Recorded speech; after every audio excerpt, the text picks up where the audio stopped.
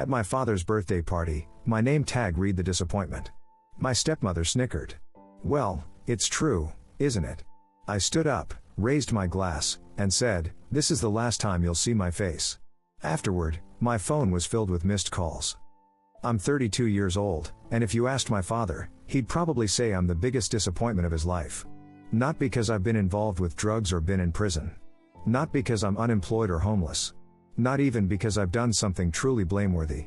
No, in my father's eyes, my only sin is, I chose to live my own path instead of following the script he had written for my life.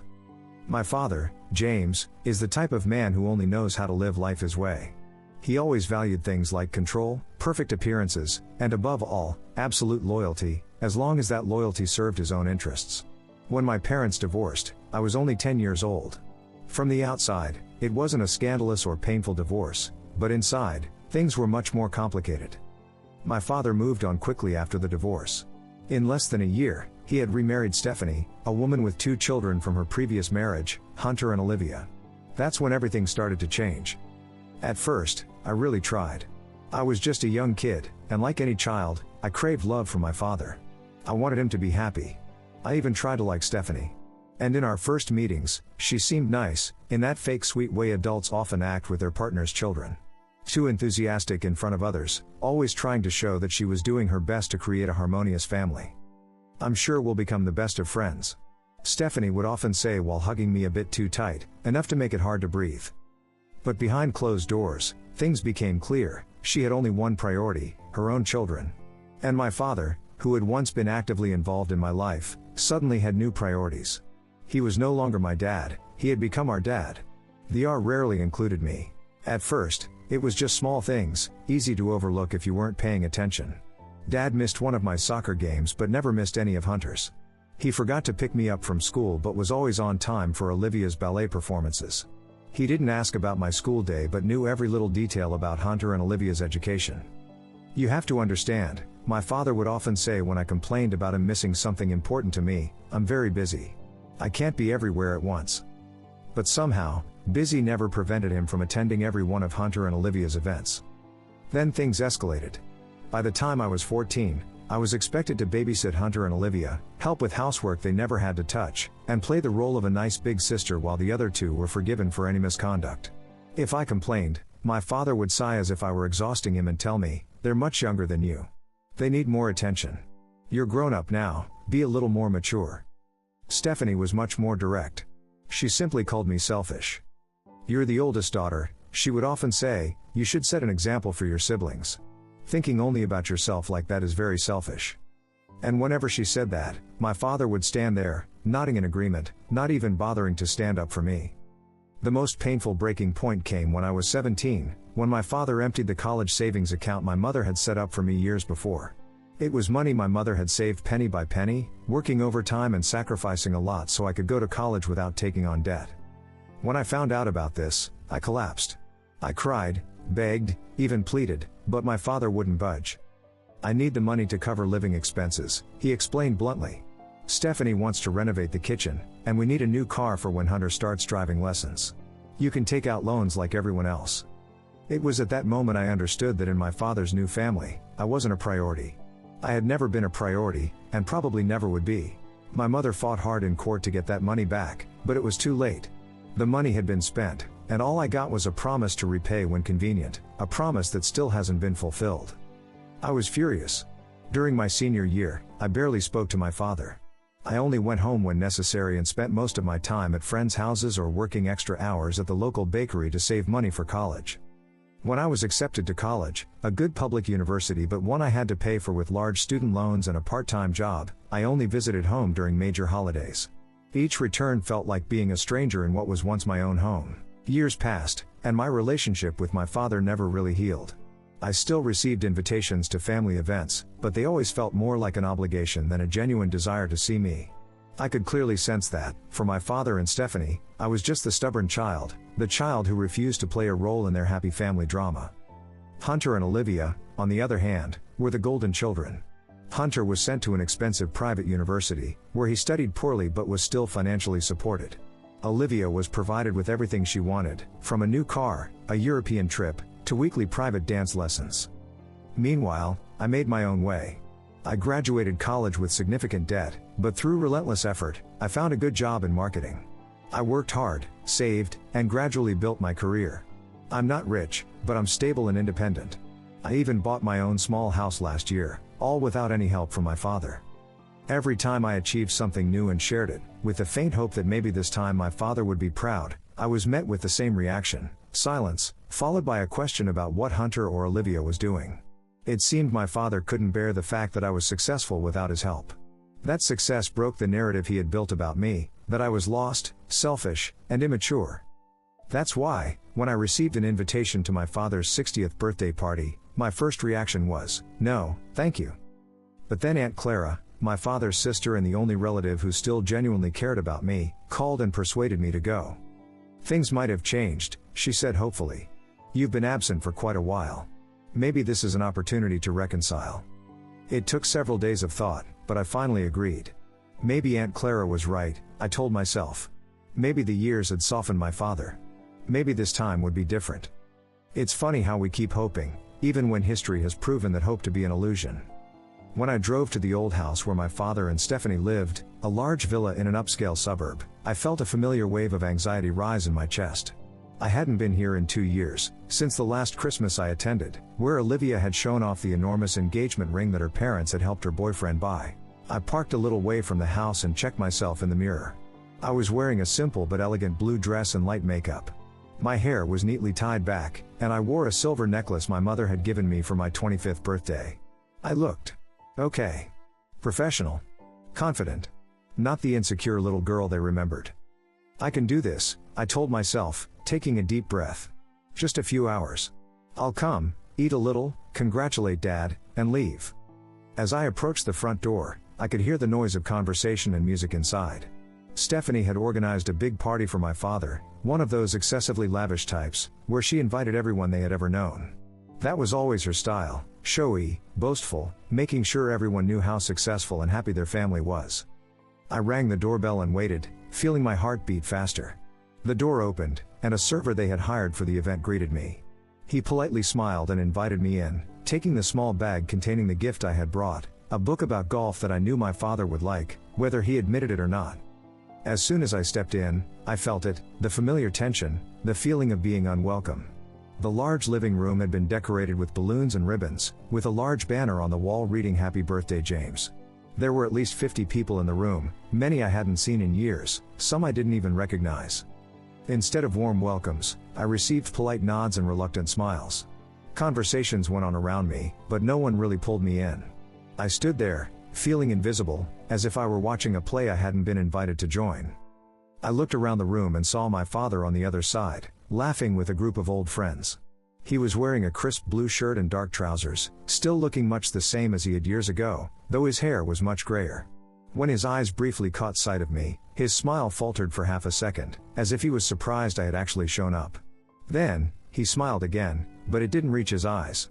At that moment, I regretted coming. I wanted to turn around and leave, but before I could act on that instinct, I noticed a small table near the entrance, covered with a white tablecloth and decorated with fresh flowers. On the table was a layout of name tags.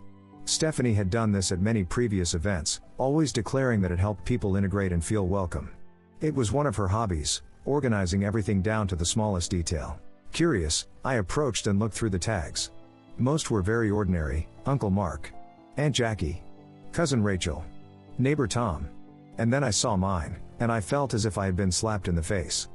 On my name tag, written in Stephanie's elegant handwriting, was my name, but underneath, in smaller letters, someone had added, "The disappointment." I stood there, motionless, staring at the name tag. I gripped it between my fingers, feeling blood rush to my face and my ears ringing. At first, I thought perhaps it was a joke, a tasteless and cruel joke, but still a joke. Maybe one of the mischievous nephews, or perhaps a mistake. But then I heard laughter. A familiar laugh. I looked up and across the room, and my eyes met Stephanie's. She was standing near the bar, a glass of wine in her hand, watching me with a smug smile on her lips. When our eyes met, her smile only widened. I could feel my pulse pounding in my ears, and by now a few guests had noticed me standing there, frozen with the name tag in my hand. No one said anything, but I could feel the weight of unspoken expectations. I could almost hear their thoughts. Don't make a scene. Don't ruin the party. I took a deep breath and slowly put the name tag back on the table. I smoothed it out, aligning it perfectly with the others. For a brief second, I almost laughed. Of course she would do something like this. It was exactly Stephanie's style. Not an insult so blatant that others would immediately condemn her, but something subtle enough that if I reacted, I would be the one with the problem. I should have known the moment I walked through the door that something like this was about to happen. A hand lightly touched my shoulder, and I turned to see Aunt Clara standing there, her face showing concern. She had seen the name tag. Her eyes flickered past me, towards Stephanie, and I could see anger rising in her eyes. "Are you okay?" she asked quietly, her voice lowered. I tried to smile. "Yes," I said, "I'm fine." But I wasn't fine. I felt exhausted, drained in a way I couldn't even describe. Because this wasn't new. This wasn't even the worst thing Stephanie had done. It was just the latest in a long series of actions designed to ensure that I always knew my place, on the outside, never really part of the family. I should have left right then. I should have turned around and walked out, and ended it right there. But something in me spoke up, no, not this time. So instead of leaving, I took a deep breath, straightened my shoulders, and did something I knew would surprise them. I smiled, a smile so easy, as if nothing had happened at all. Then, I took a glass of champagne from a passing server, tapped it lightly with my fingernail, and turned toward the room, because if Stephanie wanted a show, I would give her one. I raised my glass slightly, feeling the atmosphere in the room shift as a few people glanced my way.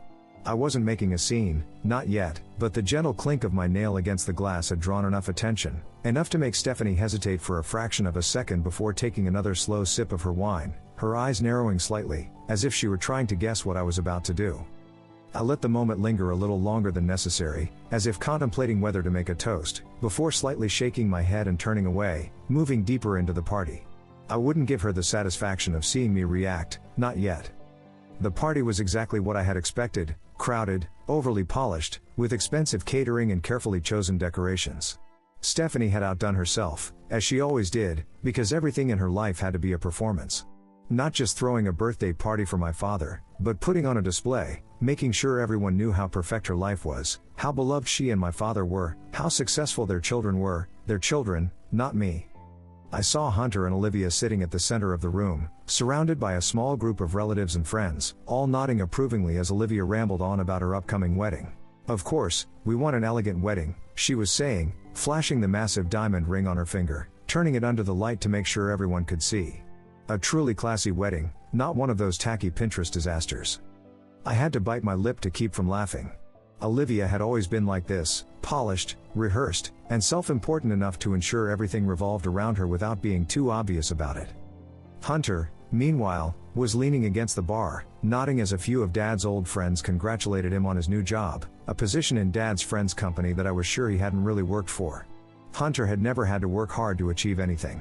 Every opportunity had been handed to him, every mistake quietly cleaned up by my father. I was half tempted to go over and interject into the conversation just to watch them squirm, but before I could decide, I heard my father's voice from behind. "Ah," he said, and when I turned, he was approaching me, a glass of whiskey in hand, his expression carefully crafted to appear neutral.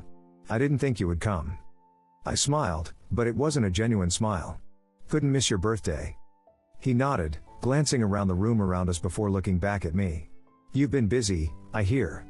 Here it was, the polite way he avoided actually asking anything specific about my life, just as he always did. I nodded. "Yes, work is good. I bought a house last year." His eyebrows raised slightly. "A house?" "Yes, a small place in the Oakwood area. Not big, but it's mine." He took a sip of his drink, not asking anything more. That was the thing about my father, he hated when I did anything that prevented him from continuing to see me as a failure.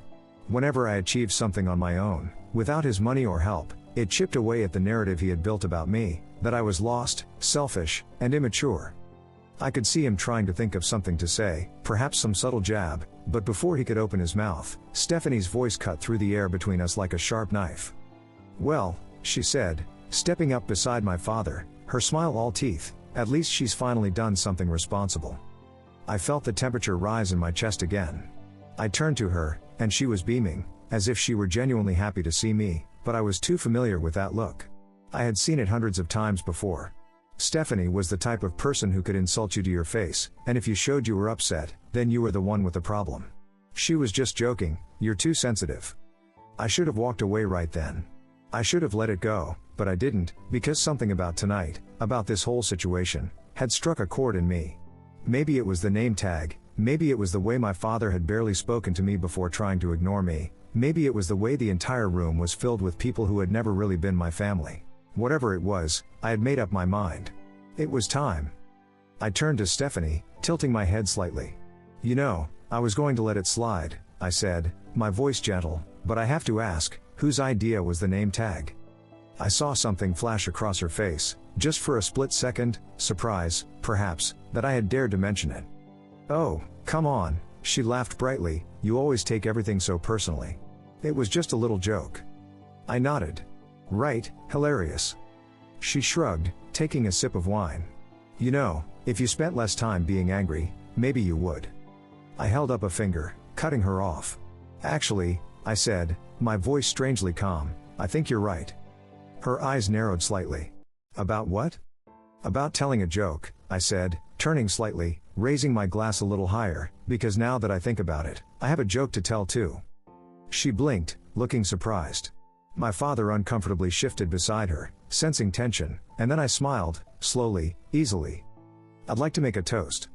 Immediately, the room began to quiet, not all at once, not immediately, but conversations started to die down as people turned toward me, curious, because people always like toasts, especially unexpected ones. I could feel my father tensing beside me. Stephanie let out a small, breathless laugh, shifting her weight as if she were trying to dismiss me. Oh, come on, you don't have to do that, she said, her voice still sweet but her eyes now wary. I raised my hand, still smiling. No, really, I insist. The weight of the room shifted as more and more people turned toward me, curious whispers spreading through the crowd. A few guests picked up their drinks, ready to enjoy what they thought would just be a heartfelt toast. They didn't know what was coming. Stephanie's smile had tightened at the corners, but she was still trying to appear calm, still holding on to the idea that I was who she had always known me to be, the one who swallowed every insult, the one who let things slide, the one who never really fought back. My father, on the other hand, wasn't so calm. He knew me better than she did. His hand gripped his glass tighter, and for the first time all evening, he looked directly at me, not through me, not past me, but at me. I let the silence linger a bit longer, letting the anticipation build, before finally raising my glass toward my father. I began, my voice soft, almost conversational. I'd like to toast my father, James, and Stephanie, of course, because without them, I don't think I would have learned one of the most valuable lessons of my life. I paused, taking a slow sip of champagne. Stephanie let out a small, breathless laugh. Oh Lord, here we go. A few people chuckled. They thought this was a joke. They thought I was about to say something self-deprecating, perhaps mocking myself, making everything smooth as I had always done. I smiled. No, really, I'm serious, because I think we often learn the most from those who challenge us, don't you think? I turned my gaze toward my father. Dad, you always told me that families should build each other up, that we should support each other, celebrate each other's successes. My father's throat bobbed as he swallowed, his hand gripping his glass tighter. He didn't like where this was going. And I used to believe that, I continued, I really did. But then somewhere along the way, I realized something. The room was almost completely silent now. Stephanie's fingers were curled so tightly I half wondered if the glass would shatter. I gently placed my glass on the table beside me. I realized that for some people, support only exists when you fit the version of yourself they want you to be, that as long as you play the role they've written for you, whether it's the golden child or the black sheep, they'll keep you right where they need you. And if you step out of that role. I exhaled sharply, shaking my head, well, that's when they show you how they really feel. I heard a few uneasy shifts in the crowd, people glancing at each other, Olivia looking at my father, waiting to see his reaction before deciding how she should feel. I saw Hunter grinning, as if this was all entertainment to him. Stephanie was still smiling, but her knuckles were white. I used to think that if I just proved myself, if I worked hard, if I succeeded, if I followed the rules, then you would see me differently, I said, my voice gentler now, but no less resolute. But now I understand. It was never about me. It was never about what I did or didn't do. Stephanie opened her mouth, perhaps to cut me off, but I didn't give her the chance. I turned my attention back to my father, because ultimately, I was never allowed to succeed, was I? I was never allowed to outgrow the story you had built about me. His expression flickered just for a second, something like acknowledgement, perhaps, or perhaps regret. I let that hang in the air before I exhaled, straightening my shoulders again. But I did. I built something for myself. I created a life that has nothing to do with this family, and let me tell you, it's the most peaceful, fulfilling thing I've ever done. I could see questions forming on people's faces, doubt, curiosity, because many of them didn't know what I was talking about. I had succeeded in keeping enough distance from them that they knew nothing about my real life, they only knew the version of me that Stephanie and my father had carefully crafted over the years. Stephanie let out another forced laugh, trying to regain control of the room. Oh, stop it, this is ridiculous. It was just a name tag. I turned my gaze toward her. You're right, I said gently, it was just a name tag. But it's also a pattern, a series of moments like this, little jabs, little jokes, little ways to remind me that no matter what I do, in your eyes, I'll always be a disappointment. My father finally cleared his throat, stepping forward slightly. That's enough. I looked directly into his eyes. Oh, I agree, it is enough. And then, before anyone could process what was happening, I picked up my glass again, raising it just slightly, letting the weight of my next words permeate the room. To the last time you'll see my face. The silence was deafening. My father stood rigid. Stephanie's jaw actually dropped slightly before she clamped it shut. Someone in the back mumbled, "Wait, what?" And then, without another word, I set down the glass, turned on my heel, and walked toward the door. I could feel them watching me, could feel the panic starting to set in, because this time wasn't like the other times. I glanced back one last time before stepping through the door, and for the first time in my life, I didn't feel like I was running away from a fight. I was walking toward something, toward freedom, toward peace, toward the life I had built away from the drama that had always defined my family. As I stepped outside, I took a deep breath, the cool night air filling my lungs. It was over. I had cut ties in a way that I should have done years ago. No more pretending, no more trying to win approval from people who had never really loved me for who I was. I walked to my car, my hand trembling slightly as I searched for my keys in my purse. I could hear the door opening behind me and Aunt Clara's voice calling my name, but I didn't stop. I couldn't stop. If I stopped now, if I turned back, I would start to doubt myself. I opened the car door and slid into the driver's seat. As I started the engine, I glanced up and saw my father standing at the front door, watching me, his face showing something close to real emotion. But then Stephanie appeared beside him, saying something into his ear, and the moment dissolved. I drove away, leaving it all behind. I drove home that night in silence, feeling a weight lift from my shoulders with each mile. I half expected to feel remorse or regret immediately, but instead, I felt relief. Relief and, strangely, a sense of peace. When I unlocked the door to my small house, I immediately felt wrapped in the familiar warmth of the space I had created.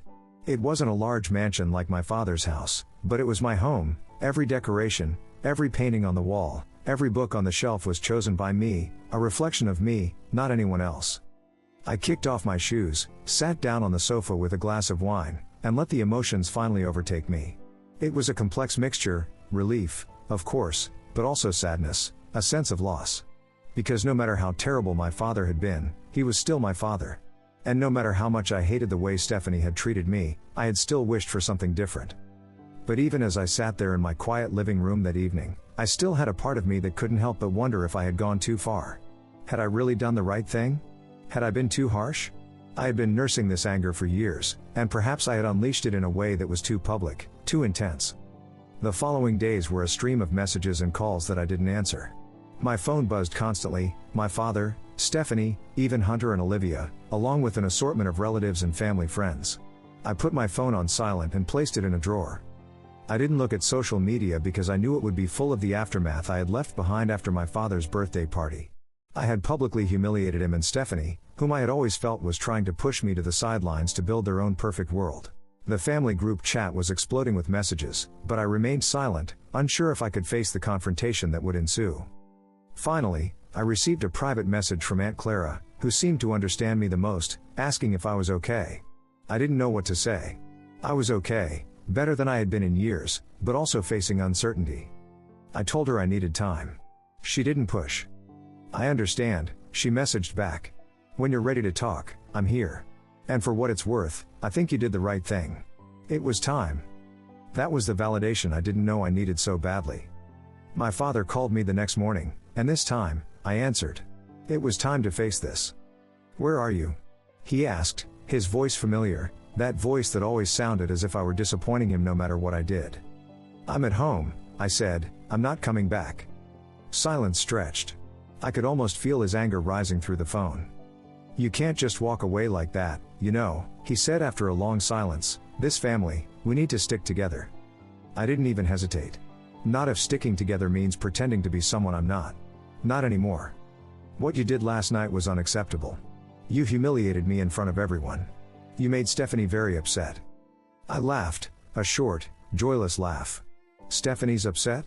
The person who put the disappointment on my name tag?